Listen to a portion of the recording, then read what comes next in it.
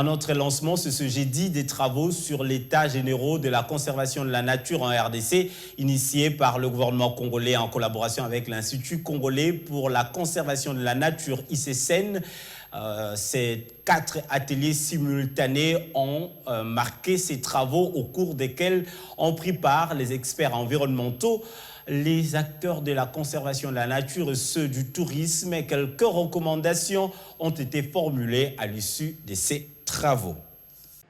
Précédé de 4 ateliers simultanés animés par les acteurs de la conservation de la nature, du tourisme et les experts environnementaux, les états généraux de la conservation de la nature en RDC ont été lancés par les ministres en charge du tourisme ce jeudi 10 février à Kinshasa. Que vive la conservation de la nature, que vive le tourisme en RDC, c'est par ici que je déclare ouvert les états généraux de la conservation de la nature au nom du gouvernement congolais. C'est en présence des différentes personnalités politico-administratives que le directeur général de l'Institut congolais pour la conservation de la nature, Olivier Mouchiete, a présenté dans son intervention les 4 piliers qui serviront de supports fondamentaux pour le déploiement de la stratégie qui sera mise en œuvre dans les jours à venir, axée sur la souveraineté, l'humanité, la responsabilité et la biodiversité. Pour réaliser ces objectifs, l'ICCN doit être capable d'agir, d'être proactif dans ses mesures de prévention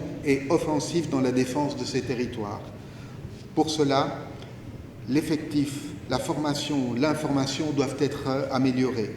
L'ICCN communiquera de façon transparente et fiable et mobilisera les autres acteurs de ce pays. Donc ici, nous nous engageons dans une mission commune dont l'ICCN assurera le leadership.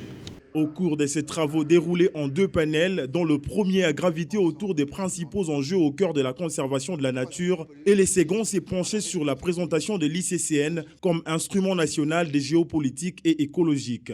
Une occasion pour le ministre du Tourisme, Modero Ntimba, de rendre un vibrant hommage à toutes les parties prenantes pour le travail abattu. Ces paris reposent essentiellement sur la valorisation de nos parcs nationaux, de nos réserves, de nos domaines de chasse, ainsi que de nos jardins botaniques et zoologiques, dont l'énorme potentiel de notre pays rivalise le secteur minier. S'il faut le dire aujourd'hui, entre guillemets, un DG de l'ICCN, ça veut dire c'est un monsieur qui gère 13,7% de l'espace de la RDC.